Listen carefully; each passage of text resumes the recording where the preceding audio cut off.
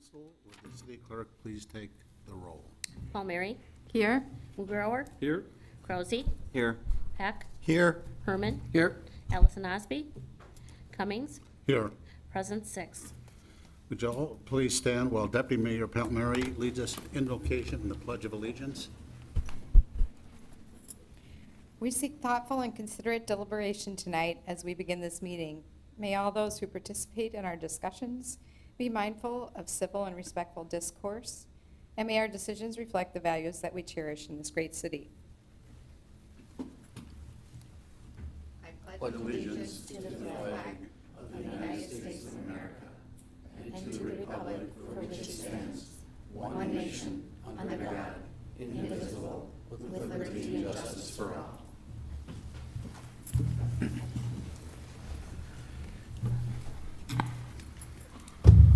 We have 2 public hearings on the agenda tonight, both of which require 3 readings before we vote. The first is Resolution 18-330, approve final resolution for special assessments for pavement, aprons, sidewalk, and utilities relating to contract number 18-13A. 13A, Pinoca Street, Maple Avenue to Rainbow Drive, Graham Avenue, Fox Street to North Eagle Street, C, Fox Street and Graham Avenue to Sawyer Creek, D, Buchanan Avenue, North Eagle Street to Sawyer Creek, E, North Eagle Street, Maple Avenue to Sawyer Creek, Maple Avenue, Pinoca Street to North Eagle Street, G, Hawk Street, Buchanan Avenue to Sawyer Creek, H, Arthur Avenue vacated in easement, I, Hugh Street, West Wausau Avenue to 1,900 feet southwest of Oregon Street. Second reading. Resolution 18-330, approve final resolution for special assessments for pavement, aprons, sidewalk, and utilities relating to contract number 18-13. A, Pinoca Street, Maple Avenue to Rainbow Drive. B, Graham Avenue, Fox Street to North Eagle Street. C, Fox Street, Graham Avenue to Sawyer Creek. D, Buchanan Avenue, North Eagle Street to Sawyer Creek. E, North Eagle Street, Maple Avenue to Sawyer Creek. F, Maple Avenue, Pinoca Street to North Eagle Street. G, Hawk Street, Buchanan Avenue to Sawyer Creek. H, Arthur Avenue, vacated in easement. I, Hugh Street, West Wausau Avenue to 1,900 feet southwest of Oregon Street. Third and final reading, Resolution 18-330, approve final resolution for special assessments for pavement, aprons, sidewalk, and utilities relating to contract number 18-13. A, Pinoca Street, Maple Avenue to Rainbow Drive. B, Graham Avenue, Fox Street to North Eagle Street. C, Fox Street, Graham Avenue to Sawyer Creek. D, Buchanan Avenue, North Eagle Street to Sawyer Creek. E, North Eagle Street, Maple Avenue to Sawyer Creek. F, Maple Avenue, Pinoca Street to North Eagle Street. G, Hawk Street, Buchanan Avenue to Sawyer Creek. H, Arthur Avenue, vacated in easement. I, Hugh Street, West Wausau Avenue to 1,900 feet southwest of Oregon Street. Pam, did anyone register to speak to this resolution? No one is registered. I will bring it back to the council for a motion and a second. So moved. Second. Discussion? Would you please take the roll? Palmieri, Aye. Mugrower, Aye. Krause, Aye. Heck, Aye. Herman, Aye. Cummings, Aye. carried 6. Next is the public hearing for Resolution 18-331, which also requires 3 readings. It's approved submittal of 2018 Community Development Block Grant Action Plan. In parentheses, Plan Commission recommends approval. Resolution 18-331, approved submittal of 2018 Community Development Block Grant Action Plan. In parentheses, Plan Commission recommends approval. Third and final reading, Resolution 18-331, approve submittal of 2018 Community Development Block Grant Action Plan. Plan Commission recommends approval. Pam, did anyone register to speak to this resolution? No one is registered. I'll bring it back to the council for a motion and a second. So moved. Second. Discussion? Deputy Mayor Palmieri. Thank you, Mayor. Mr. Davis, we talked a little bit about some of the items in the CDBG action plan, and I just wanted to point out again that last year, Plan Commission spent 4 minutes reviewing this plan. It is a significant amount of money. This year, they spent 6 minutes, and we had very little public participation to show up for the public hearing on this. So I just would like to put it out there that let's encourage folks to give their input on this and to look at this, but otherwise, it looks good. Thank you.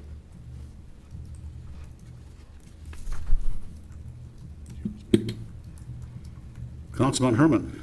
Thank you, Mayor. To follow up on Councilmember Palmieri's, comments. I served on the consortium that kind of reviews the grant application side of this program, and it's an honor to do that because I sit on the board with members of the United Way, the Oshkosh Area Community Foundation, who also contributes to this program, along with other people that work in the grant funding program. So there is money being designated for a lot of different things that we use here throughout the city. Some of it's going to go to Central City redevelopment, about $280,000. That's to acquire properties for removal of slum and blighted areas of the city. About $100,000 will go in that area. Fair housing activities is going to get $17,000. And so there's quite a bit that's being done for the low income in the city. And we mentioned it at our workshop earlier tonight that there are grant programs out there, and this is part of it, and the citizens really need to get engaged. If they need help in remodeling their home or their rental property, or you have friends that are in need of assistance or whatever, please contact the Department of Zoning and Planning, and they'll work with you to get those grant applications in there and hopefully apply for some of this funding that we're approving tonight. Thank you, Mayor. Councilman Peck. Thank you. Mr. Day, I don't know if this would be directed best to Mr. Davis or Ms. Ubrig.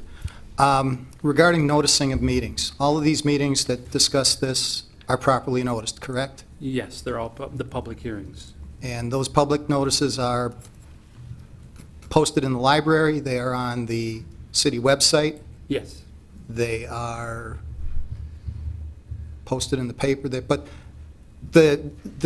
basically, there is significant public notice of these meetings that the public can participate in them should they wish to, Absolutely. correct? So we do make some outreach. If we can step it up, that would be wonderful. The expression of is, you can lead a horse to water, but you can't make them drink. We can put all the public notice out that we want. If the public chooses not to participate, that's not on our end, that's on their end. It's a two-way street. Democracy is a participation sport. Whether it be attending meetings, whether it be the simple act of voting. So I think that we are doing the best we can. We continually try to get as much information out as we can in the many different ways that we can, but it is incumbent, as I indicated, it is a two-way street, that we need people to come and participate in their government. The funny thing is that you usually hear the participation after the fact when a decision is made, rather than prior to the decision being made. That's all. I see no other council members wishing to speak. Would you please take the roll? Palmieri, Aye. Muglauer, Aye. Rousey, Aye. Peck, Aye. Herman, Aye. Cummings, Aye. carried 6. We move to citizen statements to council. Citizens are to address the council only. Statements are limited to 5 minutes, must address items that are not listed on the council meeting agenda, are limited to issues that have an impact on the city of Oshkosh, and the common council may address at a future meeting and must not include endorsements of any candidates or other electioneering. Pam, did anyone stop to speak at this? No one is Point. registered. All right, thank you. Next, we'll move to the consent agenda. These items are of a routine administrative nature that are voted on by this council in a single roll call vote. Staff recommends approval of all items. Any member of the public or common council may request that an item be removed from the consent agenda for discussion. Pam, did anyone register to speak to any of the items on the consent agenda? No one is registered. Okay, thank you. Bring it back to council for a motion and a second. So moved. Second. Discussion? Would you please take the roll? Palmieri, Aye. Mugrower, Aye. Rousey, Aye. Heck, Aye. Herman, Aye. Cummings, Aye. carried 6. There are no items removed from the consent agenda, so move to pending ordinance.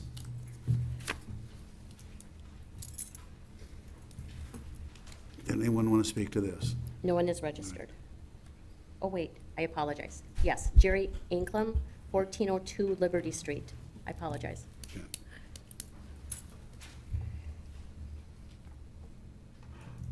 Good evening. Well, I'm here concerning the idea of prohibiting the turn on from Jackson to New York. And so let's put ourselves in a car driving down Jackson going north. We come to New York, can't turn. So what's the next street we're going to take? If we're headed out of town, which one do you think it is? Congress, right? So let's take a look at Congress. 2 different lists. Okay. We have a athletic field, which is used in the fall by the football youth. So it'll get a lot of heavy traffic at that time, a lot of young people. And right across the street, we have a tot spot, I think we call it, a playground, children, and there's a crosswalk right there. It's marked. But it's also located on the S-curve on Congress. So then as we head out of town, we're going to head down to another change in Witham Street, and then we're going to end up down by the Payne. Well, that's alongside of the Payne, and that's where they have a lot of their parking, a lot of family events going on down there, a lot of young people. And then we're going to head out to Oshkosh. So what we're looking at is we're trying to solve a problem on New York, which I was surprised because we just got done redesigning this whole thing. That's a new street. And now we have a problem there. So it's sort of a pass it down the line deal here. We're going from one street to the next. We went through this on Congress when New York was under construction, and it got pretty scary over there at times with the amount of traffic we had going back and forth. And we were lucky, put it that way. So what I'm looking at is you're looking at doubling up traffic. You're taking traffic away from a new street that you just constructed, and now you're shoving it down to the next one.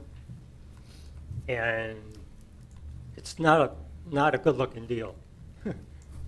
I wouldn't be here if I wasn't concerned about it. I live on the corner of Liberty and Congress, so I'm well aware of Congress, and I'm well aware of New York. That whole area, my kids went to Merrill School, and I definitely, looking at the Merrill School area, I definitely would improve the lighting on Jackson. I'd really light it up over there. I know we have some, but it's a busy corner and could even require 2 crossing guards instead of 1. So that's my input for tonight. I'm not really for this. I was shocked when they first brought it up the last meeting. I read it in the paper. Mr. Herman hit it right on the head that night, what it consists of. So I hope we review this and maybe do a little, maybe we need a more traffic advisory, in-depth study of traffic, what's going to happen. Because I don't see anyone driving down to our congested roundabout on Jackson and Murdoch. You know, what's your quickest way out of Oshkosh? If you can't turn in New York, you're going on Congress. So let's really look at this close. Hey, thank you. Thank you. No one else is registered. All right, I'll finish reading. The ordinance was 18-345, prohibit left turns from Jackson Street onto New York Avenue between the hours of 3 p.m. to 7 p.m., Monday through Friday. I'll bring it back to council for a motion and a second. So moved. Second. Discussion. Mr. Herman? Thank you. Mr. Collins, I believe he's in the back, or he's right there. Because I was vocal on this at the first reading of this ordinance, and I was invited to the Traffic Review Board meeting, and Mr. Collins, why don't you explain what the real issue is at this intersection and why the Traffic Review Board is looking at what the recommendation is? Yeah, I don't know, Scott, if you can bring up that graphic. But anyway, if you look at this is a crash diagram from the last 5 years of that intersection of Jackson and New York. And if you look at the bottom right corner, that is the crash history of northbound to westbound vehicles. So if you look there, it's an overrepresented crash trend. That intersection has been, for signalized intersections, it has been the highest or one of the highest as far as crashes go for the last 5 years. So the Traffic Review Advisory Board, each year when they look at crash history, this is an intersection that's been of concern. So if you see there were, in 5 years, there's been 23 crashes total in that movement north to west, and then there's been, to a lesser degree, the south to east, there's been 8.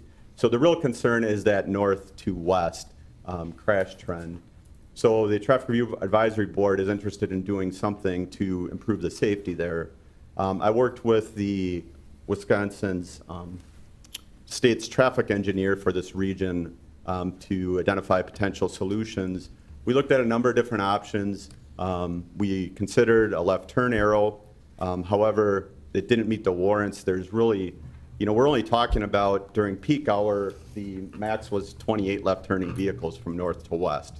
So that was, in the 4 to 5 p.m. time frame. So there's not really a ton of traffic turning left there in the first place. So it didn't meet the warrants if we put an arrow in, it was going to degrade the level of service on that whole intersection from a B to a C, and it was also going to back up the queue links. It was going to double queue links for left turning vehicles. So he didn't recommend that. We talked to some other peers and got some input from other people and what they thought, some other traffic engineers, and they said one thing that's been tried in southeast Wisconsin that would be relatively easy to implement would be a no left turn during peak hour. Of those 23 crashes, 12 of them were between, well, I'll just break it down. 9 were from 4 to 6, 3 were from 6 to 7, and 1 was from 3 to 4.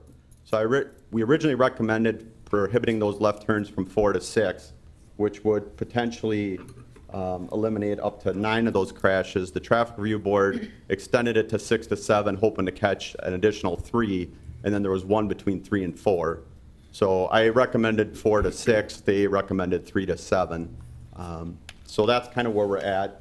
As far as signage, I know some people have asked about that. We would put the no left turn sign, and I did some research onto that, and we could do an illuminated no left turn sign, and then we could program it to only be on during those hours if that's passed. But that's really what the issue is. I know there's a lot of other concerns by the neighborhood as far as the Jackson Street corridor goes. I think, in my opinion, this is just one small piece of that corridor, but Traffic Review was looking to improve the safety of that intersection is what this was about. Thank you. Okay, you don't want to speak? All right. A few days after our last meeting, this was a discussion. I was going north on Jackson. I stopped at the stop sign. Pickup truck was heading east on New York, turned left to go north on Jackson, and almost hit a little girl on her bike going at the crosswalk. So I could hear his tires squeal, so he was probably going at a high rate of speed. So this kind of confirms that that is a very dangerous intersection, and making it dangerous is more dangerous is that there's a school down the street, and people come off the highway going, hell bent for elections. So it's a dangerous intersection. Yeah. And And the crash is just one more point is what, and it is probably the number one cause of crashes is vehicles that turn left that can't see the curb lane. So if you have two opposing vehicles turning left, you can't see around that opposing vehicle. So people get impatient and they go, and then sometimes, there's a car oncoming in that curb lane. So that's, some of the things we've done over the years, that's probably the number one cause of crashes that, we're trying to do something to prevent. Okay, Councilman Herman. Thank you, Mayor. I just want to address Mr. Ankland's concerns. I am too concerned about traffic, going down the side streets, the Oshkosh citizens that know the next intersection or the next road to get to. And it is already a busy street. But when you look at the accident data, it's the highest traffic intersection we have in the city of accidents. I don't know how many of these were personal injury accidents, but, we all realize that that corridor needs to be relooked at as a whole. I'm sure a lot of us drove down the street today and there were signs up and down the street for people to slow down. It's a neighborhood, that whole area is a lot of families and things and that, but in retrospect of looking at and now getting some more of the data that we didn't have the first time around, I do think that this is a kind of a temporary solution to a long-term problem that I think we're gonna have to address with that corridor, just like any of our corridors. And we're trying to do that. We did that with 9th Street now. We did that with Murdoch, some others. So I think that for now, to reduce potential accidents and injuries to our citizens and those that come into our community, I'll support it and see where it goes in the future. Yeah, and Scott, if you want to bring up that graphic one more time, just to answer Councilmember Herman's question there. Of those accidents, you can see an A, B, or a C after it. An A is a major injury, a B is a minor injury, and a C is suspected injury. So of those 23, 9 of them potentially involved injuries. Okay, thank you. I see no further indication of questions. Would you please take the roll? Palmieri, Aye. Mugrower, No. Rousey, Aye. Pack, Aye. Herman, Aye. Cummings, Aye. carried 5-1. We have one new ordinance. There'll be no formal action taken on this evening, but it's ordinance 18-346. Approve zone change from neighborhood mixed-use district in parentheses NMU close parentheses to neighborhood mixed-use district with plan development overlay in parentheses NMU-PD close parentheses 129 West 17th Avenue. Plan Commission recommends approval. And for those watching or listening to this meeting, that is a former VFW building on 17th Avenue. Pam, was there anyone registered for this? No one is registered. Okay, thank you. Deputy Mayor Palmieri. Thank you, Mayor. I do have a couple of questions on this. Would this be, Alan, would you like to answer, or would you like Darren? How about both of us, just in case? Yep, okay. Just three things. I know we're not taking any formal action, but as I was looking through this and got some feedback from the community, one of them is, what percentage of impervious space are we looking at, or are we not there yet because the SIP? Because that, yes, that's Okay. correct. They haven't come back with the SIP, so we haven't seen that, just the, That would come back with the stormwater plans? correct. Okay. Correct. But if we did the zone change, because we would be going from NMU to NM, neighborhood mixed use to neighborhood mixed use plan development, that allows some variation from what we have in chapter 30, correct? It could.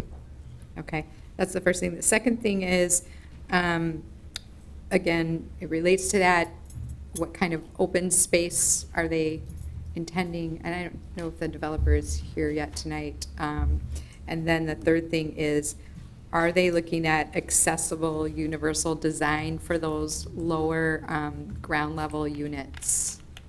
Accessible as in handicap accessible? We'll have to look and see if the code requirements are on that. I'm not sure if because they're essentially constructing a new building, whether those code requirements apply. I'll make a note to check into that with inspectors. That's all I had, Mayor. Okay, thank you. We have three new resolutions. The first is Resolution 18-347, approve annual license, city license renewals. Pam, No one is registered. bring it back to the council for motion and a second. So moved. Second. Discussion. Would you please take the roll? Palmieri, Aye. McGrower, Aye. Rousey, Aye. Pack, Aye. Herman, Aye. Cummings, Aye. carried 6. Next, we have Resolution 18-348, approve budget amendments for golf course fund to include estimated transition costs. Anyone register, Pam? No one is registered. I'll bring it back to the council for a motion and a second. So moved. Second. Discussion. Mr. Herman. Thank you. Is Mr. Mauer here tonight? There he is, hiding behind there. I'm going to go into some, just kind of tell the general public what this amendment's about, since we had approved that we don't have a golf course anymore in the city of Oshkosh that we own. Correct. What I've been doing is working with Trina Larson, the finance director, to come up with costs that are associated with essentially transitioning the Lakeshore Golf Course into park property for this first year. If you take a look at Exhibit A, what Trina and I did was put together some estimated costs of what the activities going on out at the golf course. The biggest thing we're doing right now is mowing. That's pretty much strictly what we're doing. But then there are other costs that either were incurred prior to coming here. We had utility costs and some other licenses and permits that took place, or some marketing that we had some commitments to some firms. And then we're looking at, I think the biggest expense, materials and supplies. As I talked about in the memo, the sand traps that are existing on the current city property, if you haven't seen, they're being overtaken by weeds. So we would be planning to bring in some topsoil, seed those, and some additional work on some of the maintenance items that need to take place. So not having a budget, working with Trina, we had to come up with a way to help fund those costs, because obviously there is no revenue coming in. We do expect some revenue from some of the items that we have recently sold on Oshby, and then we are also looking to sell the grounds maintenance equipment in the near future, where some of those revenues will help offset this cost as well. Also, okay, and that's going forward at this point. Now, future councils could change their mind too, right? Put it back to a golf course, the remaining acreage, if they so wish. I guess that's a legal So question. is it, yeah, it's a leading question, but are you planning on proposing a budget for next year for the same thing in the upcoming budget cycle? The initial discussions are, yes, that we will propose a 2019 golf course budget. Okay. Deputy Mayor Palmieri. Yeah, follow up on that question. So we're proposing a 2019 golf course budget as it was the full 18, or? No, the budget will include continued transition costs and the staffing that will be required to support that transition, and then hold those funds from the proceeds until a decision is made. Okay, I see, the transition piece. All right, and then I guess as a follow-up to that, Mr. Mauer and I, we talked a little bit today about stormwater fees included in that transition. Trina, do you know how much is being attributed to stormwater fees in that, or Mr. Mauer? Yep, it's in Exhibit A, stormwater, the 6476 line. We're estimating about $4,000. And getting back to your email later this afternoon, I Yes. just responded actually. There will still be stormwater fees there, because even with the clubhouse being gone, there's still impervious surface, the golf cart paths, the parking lot, the maintenance building on Rath Lane, and our maintenance building on Pinoco as well are included in the impervious surface. Right, bills. right, okay. All right, and then, and we also charge other parks with impervious surface stormwater fees as well. It's not just this one, correct? Correct. Any park that has impervious surfaces are included in our parks budget for stormwater. All right, thank you. I do need to make note, we did have an updated memo that was not included in the packet. So if you look at the fiscal impact, the correct dollar amount should be 105,700. what we were doing was waiting on that stormwater cost to come into our calculation. So the updated memo somehow did not get in your packet, but it is included in your spreadsheet that the Finance Department included.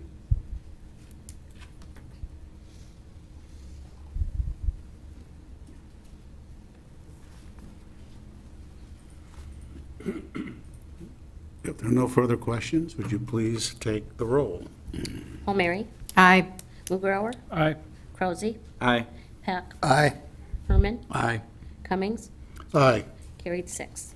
Next, we have Resolution 18-349, approved conditional use permit and general development plan for multi-family development, northwest corner of West 6th Avenue and Oregon Street, Morgan District. Plan Commission recommends approval. Now, was there a change to this? If you want me to speak to that. No, but it's got to be done after people, it's amendment. You want it up front? It's up to the council. I just thought If you'd like it up front, then if someone's commenting, they can address it. Okay. Otherwise, we'll have to bring it back and allow them to address it a second time, so. Let's do it up front. Is everybody okay with that? There's an amendment that the staff would like us to add to this Yeah. resolution. just a little background. There is, the city currently has a parallel pipe and box culvert, storm sewer running through the site here. It's not where the buildings are being proposed at this time, but that's at the, more the western end of the site, and it's existed there for a number of years, but we haven't had any formal easement. The existing pipes are not, because they're not in a documented easement, we know that this is part of Stringham Creek, which Stringham Creek is basically a storm sewer system that runs through the city. But essentially, that watershed experiences significant flooding. This is the area around 10th and Ohio. You're all aware of the flooding, the significant flooding that occurred there. So obviously, that's an area of concern to us. We are proposing in the CIP to upgrade the outlet of that Stringham Creek, which is through this property. And we want to make sure that we have an easement in there. So we're just asking that we include that as a condition of approval. That way it's taken care of. Staff will work with the owners and formalize that, but it already exists, just not in a formal easement. We just want to make sure it's formalized for future reference. And I mentioned it to Mr. Herman, and Mr. Herman has language that he can choose to introduce to add a condition to this development. All right, so that, so then we would need to have the resolution on the floor to amend it, correct? And then you can amend it and just add that. So as then a I would condition. move for the approval of 18-349. So moved. No, second. Or second. All right, it's up, there you go. You're up. Okay. Mr. Herman? Thank you, Mayor. But we still need Go ahead. public, Oh. if there is anybody. No one would have signed up for this, We have several individuals that signed up. but now we're discussing the amendment, correct? No, there's no amendment. amendment We're yet. discussing the resolution. Okay. But I think it was just appropriate to let it out there, so that way anybody who comments knows that staff's recommending this. Okay. Was that noticed, or did No. that just come? So that's why it would be an amendment Yep, okay. to the Yeah. resolution. If people want to come up, I think it's an appropriate question from Deputy Mayor Palmieri. I was going through capital improvement projects today with staff, and I saw this project, and I said, well, is there an easement? No, there's no easement. Okay, well, as we're doing this, maybe we should get an easement. This is on the agenda tonight, maybe it'd be appropriate to get that in there. And in talking with staff, Mr. Boehm was aware and was surprised that we hadn't brought it up earlier. So we're bringing it up now, but it's something that already exists there. They're aware that that outfall exists, but obviously it's new today, but literally it came across my desk today, and what would be worse than me bringing it up today is not bringing it up at all. So I'm just trying to be as transparent as possible. Councilman Peck? Thank you, Mr. Mayor.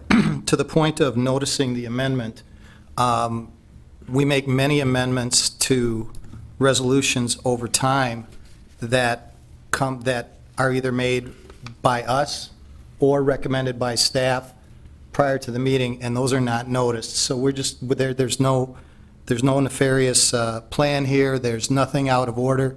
but amendments, because of the fact that they are added during discussion, may not, are normally not noticed, just as a point of order. Okay, Pam, you said we have people who've registered to speak to this? Yes, we do. Okay, please Call call. them. Okay, Paulette Feld, 416 West Fifth Avenue, and then Sarah would be next. Good evening. I do live at 415 West Fifth Avenue, which is behind, it's west of the development. And just for the record, I do support the development. It's good to see something finally planning on happening in that area rather than looking at trucks from my windows and everything else. One of the things I shared at the planning committee meeting is that I'm not thrilled by the facades of the buildings they're proposing. It still looks like the factories that we got rid of. But my main concern tonight is over two things. There, in the report from the city, they speak about a maximum setback of 45 feet, and the fact that the two buildings being proposed right now are probably set back further than that 45 feet. And I'd like to encourage the planning staff in the city to look at allowing it to be beyond that maximum, because right now, the homes that are, including ours, that are in the area behind the development do have a view of the river and downtown, and it's a nice place to be. And if those buildings, from what we can tell from walking on the new portion of the riverfront, which is really nice, by the way, that if those were closer to the Riverwalk, that there would definitely be what we would be looking at is the buildings. And being as I'm not a fan of what their design is, I don't want to be looking out my window and seeing the buildings every day. So that's one thing. And the other issue for Fifth Avenue, especially the 400 block, is that we're concerned about the condition of our street. Our street was not done when the rest of Fifth Avenue was rebuilt a few years ago. Our concern is, well, there's two concerns that we want to make sure that the developers, contractors, and subcontractors are made fully aware that that street does not handle truck traffic. They assured us that they wouldn't be using that because their equipment and their materials wouldn't be anywhere on that side of the building. But I just want to make sure that the city does make it clear, because trucks coming down that street are going to rip it up more than it already is. And then we're concerned about the increased traffic that the apartments are going to cause on Fifth. And so from that issue, I'm wondering what the timeline is for rebuilding Fifth Avenue in relation to, do we have to wait for the development to be done, or will it be done sometime during the course of the development? Thank you. Pam? Okay, Sarah Stitchert, 416 West Fifth Avenue. Good evening. I'm mainly am concerned about what the facade of the building looks like. As Paulette said, we already ripped down the old factory, and we talked to the architect and the developers after the planning commission meeting, and they assured us that they're going for a factory look. It's like, really? That's kind of ugly, and I don't really want to be looking at that. It doesn't really fit in with our neighborhood. So I went on the city's website, and I found from 2009, the South Shore Redevelopment Area Amendment Number 2 Project Plan. And I just want to read from this document. On page 5, at the top of the page where it says G, existing conditions, it says, the majority of non-residential structures in the amendment area are functionally obsolete due to their age or appear in need of maintenance or rehabilitation. The structures on the Geldwen plant site are a mix of smooth-faced block, brick, wood, and corrugated sheet metal buildings which creates a haphazard appearance throughout the manufacturing complex. Now, in 2009, if this is presenting a haphazard appearance and that stuff, why would we want to be building a new building that looks like the old building? I just don't understand. Thanks. Peter Lane, 2300 White Swan Drive. Good evening, council members. I am here mostly to answer any questions that you may have or that residents may have. I don't have any additional input, except I would seek a point of clarification about the proposed amendment. If the approval was amended with an easement being granted, that easement would be predicated, although not yet drafted or defined, in order for us to have our approval tonight. So you all would be voting on us requiring an easement, which we don't yet know the language of, and that would be a condition to approval. Am I understanding that correct? Yeah, the idea would be a condition of approval, and we'll work with you. Our staff is in the process of doing this project for 2019, so You anticipate it will fit within the footprint of the existing sewer easement as previously communicated? it'll probably be a little bigger because the outfall is actually going to be bigger. We need to accommodate a bigger area. So I think the existing sewer easement is a 10-foot and then two 24, 36-inch sewers on either side. I think right now it's- anticipate larger than 16 feet. It's roughly, I think, about 30 feet right Comes now. and James. James is rescuing me, so if you, I think it's an appropriate question. We're still working on the design, so we don't have a full answer for you, Peter. Yeah, the existing box culvert is 12 feet wide, I think, and then there's a 27 and a 30 or 33-inch pipe on adjacent to that. So, including all the wall thicknesses, the existing pipe itself takes up close to 30 feet, and you need a little bit of room for equipment and everything. Peter, I believe one of our consultants has probably been talking with you a little bit about this already, or have they not? Okay. First time hearing about it in the back row of the meeting tonight, so I'm probably a little off guard. Okay. I mean, I know you guys need it. I just didn't know it was going to be part of this tonight until I just heard it mentioned. Yeah, Me. wasn't, Now, Ed knew. in defense of staff, it wasn't until I brought it up when I was looking at the project for next year and said, got to have easements to get projects going, so I take responsibility for that. Yeah, I think it's going to be very similar in the manner as we've talked about during some of the preliminary planning meetings. Hey, we got to get this storm sewer through here, and then, we're working on a draft right now to reach out to you and sit down and start having those conversations, so we can work through all those details. Okay. But I needed to get a graphic generated before I could really get together and talk to you about it. Understood. Councilman Peck. Thank you, Mr. Mayor. Mr. Lang, could you speak to the concerns about factory looking?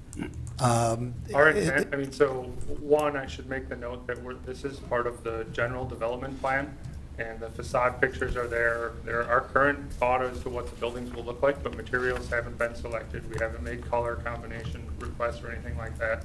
They're there as an aid for you guys to see kind of what we're talking about, but really, I think the main point of the GDP plan is to talk about building locations and sort of on the site plan where we are. After we have GDP plan approval, we can go through and sign a contract with architect and engineers and get into building massing, materials selection, floor plate layout. So this is an idea for what we're looking for. We believe everything we do is going to fall within the riverfront overlay for the 7-letter designation for the zoning requirement for this. So I think our material selection is within what city zoning guidelines dictate. I am sure there will be people who will not like the facades, and there will be some who love them, and I think that's probably striking a correct balance of making a lot of people mostly happy. So we'll do our best to minimize that, and I can't guarantee that it's not going to be there, but we will strike a balance for what current zoning code dictates. Thank you. Councilman Herman. Mr. Lane, if we amend this resolution, we would be asking that you grant the city a permanent storm sewer and electrical easement adequate to allow for the replacement and upgrade of the Stringham watershed outfall municipal electrical equipment.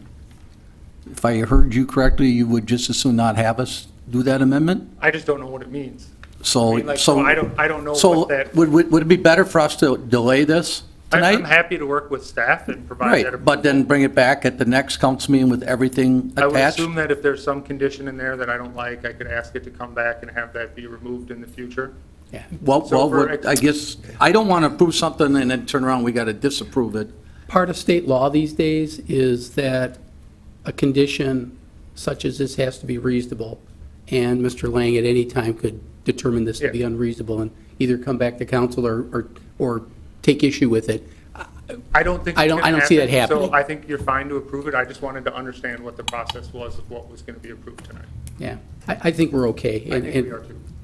Okay, I just wanted to ask, put it out there so that, I mean, you're not ready to dig tomorrow, so. Yeah, but I just didn't know what Right. condition was going to be on Right, it. so I just want to make sure that you're comfortable with us I adding agree. it, staff's okay, or if you'd rather delay it and have it all in one package, that's fine too. Selfishly for us, I would like to have it there so that we can start working on it, because this is a 2019 capital improvement. We want to make sure it's done, so we want to work with these guys very promptly to get going on this. And likewise, if we want to get in the ground yet this fall, I need to know that I can Okay, move forward. with James, that. James, you got something? I think one point I just want to clarify, this isn't actually granting the easement. This is just stating that an easement will be granted, and we need to work out the details later, which will then have to go through Plan Commission and Council for acceptance of the easement. Okay. So this is not actually granting the easement tonight. This is just saying, a condition of approval is you will give us an easement, we need to work through the details, and then the details of that easement do have to come back to Plan Commission and Council for approval. So that's what tonight is doing. All right. Deputy Mayor Palmieri. Thank you, Mayor. I also just wanted to, I guess, have Mr. Lang address the setback, because from what Ms. Feld was referencing about having it, she had a preference that it would be closer to the riverfront. No, I'm sorry, further back from the riverfront.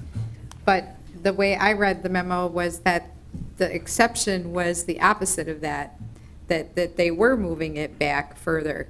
Can somebody clarify that? In the riverfront mixed-use district, similar to the downtown, we have build two lines. So we want you to build I think it's, I don't have the code in front of me, I think it's 30 feet, 30 or 40 feet, so. I think in it's these- 45 feet 45, back from the yeah. It's river 45 edge. feet? Yeah. So at 45 feet, that's where we want the buildings. I think they're proposing it, I think as part of your plan, we couldn't scale it out, but it's further back than that. If you can see the site plan, you can see they're a little bit further back with some of these buildings on that site. If you were to reference A4 probably comes pretty close to that 45-foot setback. A4 is farthest to the west.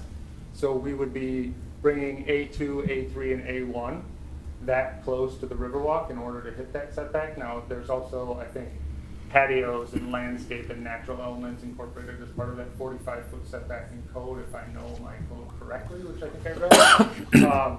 So in order for us to maintain a relatively straight alignment of the drive aisle, which we like cosmetically and kind of provide that access, I think it makes more sense to align it there and to leave a little bit more green space to the Riverwalk side.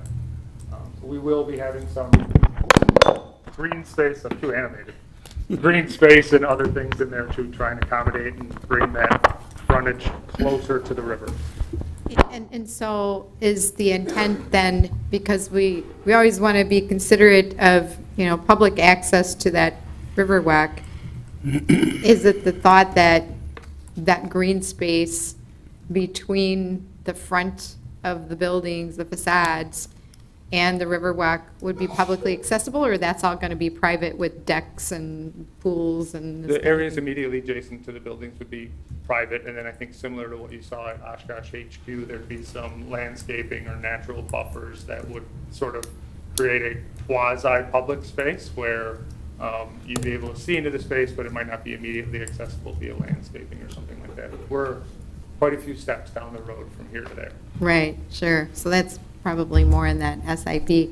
Yes. And as a follow-up to that, I know when the city was working on the Riverwalk, there was a wetland in that green space location. So we have to work around that as well. So moving it back further than the 45 is appropriate, it seems like. That would be my opinion, yes. Thank you. I see no other lights lighting up. Thank you, if you need me. Thank you. Mr. Herman? I guess we need to make an amendment to this, 18349, to add that the staff will work with the Morgan Properties to grant the easement for a storm sewer electrical easement for the replacement and upgrade of the Stringham watershed. Second. Any further discussion? Deputy Mayor Palmieri. Yes, thanks, Mary. They're actually, on this, Mr. Godey and I spoke earlier too about some concerns staff had about the lineup of some of the concept rendering street access. But now I may be out of order because we already got the amendment on.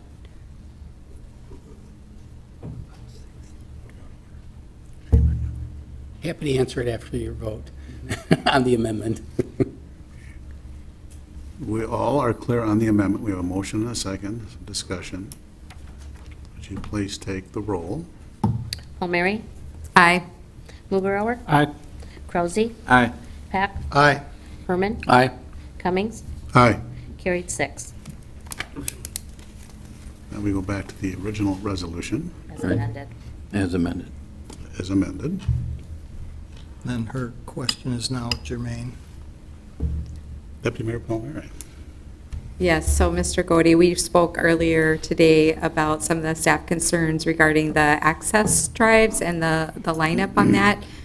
Could you just go into a little bit more detail for folks? Certainly. The two concerns, one were basically the one-way pair where the driveways, and if the screen here, thank you, where the one-way pairs connect to 6th Avenue at Roughly, Minnesota. You can see the one-way pairs are well outside the lining up with the existing Minnesota Street. We'd like to get those potentially lined up a little better to allow for turning movements and cross movements there so we don't have some conflicts. Not necessarily saying they can't have the one-way pairs, but the median in the middle may need to get shrunk down as they approach 6th Avenue just to make things line up a little bit better and then can flare out as they get through the site.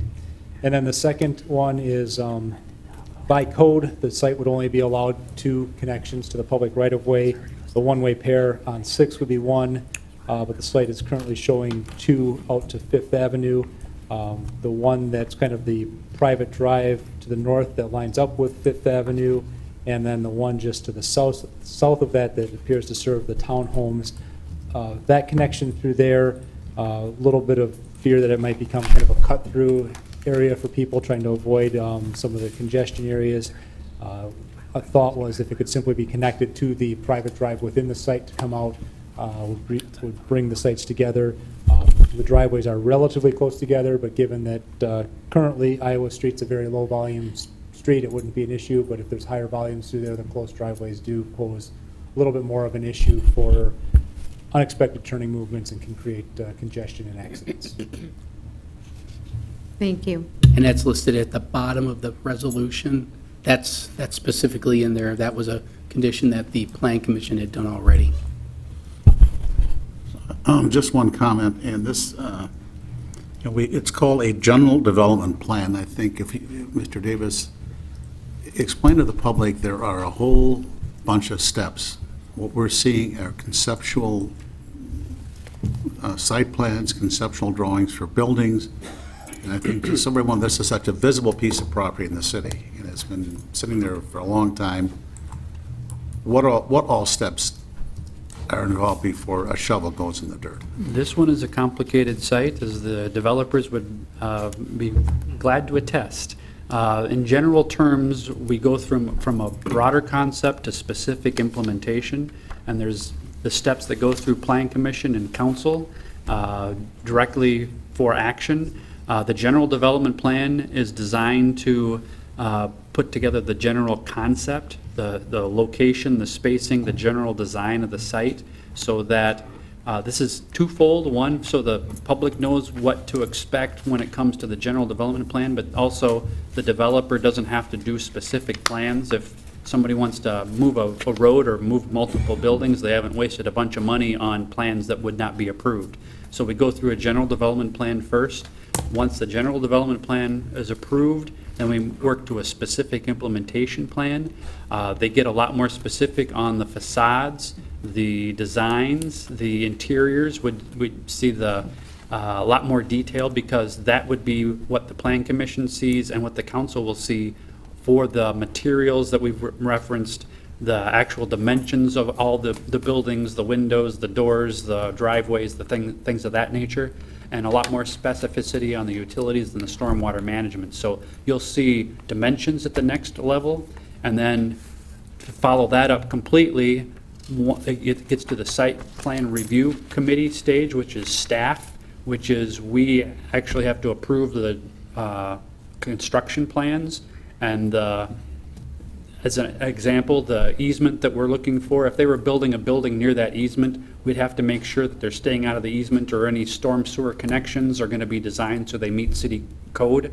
So it gets very specific as to what they're doing with what materials and what dimensions and what kind of backfill material and things of that nature, so that we know exactly what they're going to be building before they start. Thank you. No other questions, discussion? Would you please take the roll? Palmieri, Aye. Mugrower, Aye. Kraus, Aye. Heck, Aye. Herman, Aye. Cummings, Aye. carried 6. I just had one quick request of the media. Would you please stop calling the company Morgan Door? It was Morgan Company. We made doors. So please get it historically correct. Next, we have council discussion, direction of the city manager, and future agenda item. Future workshop is strategic planning workshop, July 19, from 8 a.m. to 4:30 p.m. It'll be at the Convention Center. It's a follow-up to the June 21st strategic planning workshop. We would like to know who all can be at this session. I will be at that one. I will plan, I'm planning on being there, work requirements notwithstanding. I will not be there. I have my day job. Okay. Next is our first budget workshop. That is on July 25th at 5 p.m., which will be in room 404. C on the list is a Public Works Contract Workshop, July 31st at 5 p.m., again in room 404. And then we have the preparation calendar for 29 operations budget and CIP. We were given options last. And now we did an option 5 based on clear preference that the council members wanted to attend the holiday parade on Tuesday, November 13th. So option 5, as you see before you, moves the entire meeting, including adoption of the budget, to the Wednesday, November 14th.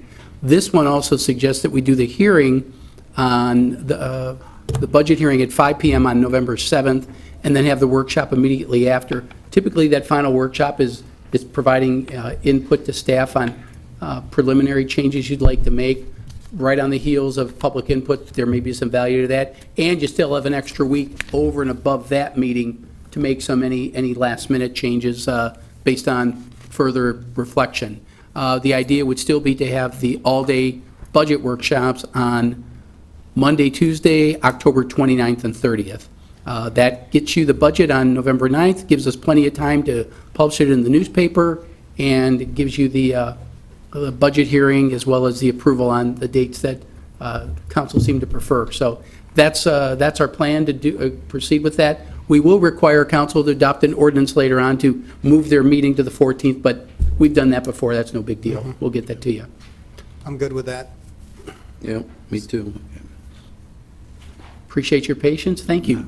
And Deputy Palmieri, this next item is yours.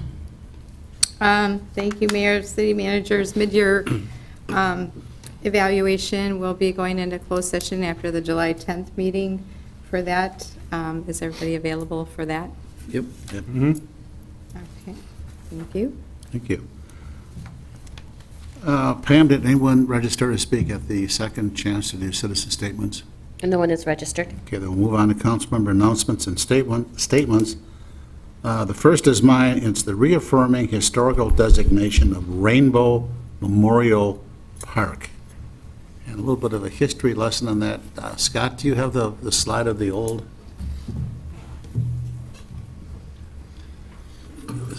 Somehow the word memorial got forgotten in recent years or decades, but a bit of a history. Rainbow Memorial Park was dedicated in 1957 to the memory of Oshkosh soldiers who served with the 42nd Rainbow Division in World War I. And the term Rainbow Division came from Douglas MacArthur, because there was like soldiers from 26 states, coast to coast, and he came up with, it was the Rainbow Division. That was his words. But many of these soldiers have spent their boyhood days in the river. The city bought the land from Payne Lumber Company in 1937, but the park was not developed until 1928. And the sign you see up there, the money was raised for the signs by the veterans of World War I. A little more history. The land was homestead in 1836 by William Powell and Robert Grignon. This where Nags Ferry operated from 1831 to 1847, and it was the only way to cross the river to get from here to Green Bay until a bridge was built. So we are, Mr. Morrow, we are redoing all the signage to put the word memorial back where it belongs. Okay. Thank you. Next is just the 4th of July parade. The parade starts at 9 o'clock on the 4th, and it goes down Main Street to Irving to Menominee Park. The council members who want to be in the parade, we walk behind the fire engine, we distribute candy. So if you'd like to be part of this, I need $20 to go out and buy candy. I got you. I wrote, no, you said 40 Mayor, last time. I think they have a different route, a different route this year for Is the there a lineup, different- if I remember reading Yep. correctly. Well, rather than take time here, why don't you just, Yep. or if you've got, you can do it now to save time, but, I don't have the route, Andy, but there is a different route. okay. Because of construction. Oh, that's right, That okay. pesky little thing. Okay. What time do we need to be at the fire station, did you We say? usually gather at 8:30. 8:30, thank you. Right, and if you want to bring kids along, that's fine. If you want to sit on top of the fire truck, you just can't throw candy. If you walk, you can throw candy. Oh, this is packed, okay. That's all I had. Deputy Mayor Palmieri. Thank you, Mayor. I did have an opportunity to attend the Oshkosh Healthy Neighborhoods Association meeting last week with, and I believe Mr. Davis, Mr. Roloff were there speaking, coincidentally. That wasn't planned. But in any event, I just wanted to remind neighborhoods and neighborhood associations out there that the Great Neighborhoods Program project applications for funding are due July 1st to the planning department. I did talk with Alexa Nadzunas today. It sounds like most folks are on track with their drafts. But I did just want to share a brief little blurb about what that is, because there's a little bit of confusion in the community about great neighborhoods, healthy neighborhoods. So let me just read quickly what this is. The Great Neighborhoods Program is designed to enhance the image, market, and fiscal conditions of Oshkosh neighborhoods. The program provides residents the opportunity to originate projects that enhance quality of life through strategic improvements to the public realm. So this program is more specific to public realm projects within those neighborhoods. You work with city staff, the residents initiate the plan and implement the projects and activities for the purpose of healthy neighborhoods of choice. And then it's funded by our CIP program for the purpose of strengthening neighborhoods, which is in our city strategic plan. So just a little bit about that. And then the next piece that I had was just a reminder that National Night Out is the first Tuesday, August 6th. That's the first Tuesday of the month, and a number of neighborhoods are participating, but you don't have to have an organized neighborhood association to participate in this. You can just have a group of folks remember to turn their porch lights on or gather informally But those who are organized sometimes will have, police and fire trucks and things like that, and they'll use that as a social opportunity. So again, that's August 6th in the evening, the first Tuesday of the month. Thank you. City Manager Roloff, it is your turn. Thank you, Mr. Mayor. Just as a reminder, our July 10th agenda preparation is ongoing at the conclusion of this meeting because of the weird week next week with July 4th being on Wednesday, which is typically our staff meeting. Our staff meeting for this will actually be tomorrow. If you could get us anything that you'd like on the agenda, earlier the better. Certainly, if you can get it to us by the end of the week, that would be great. It'll probably be a fairly light agenda on July 10th, and part of that was also for the closed session that council's requested.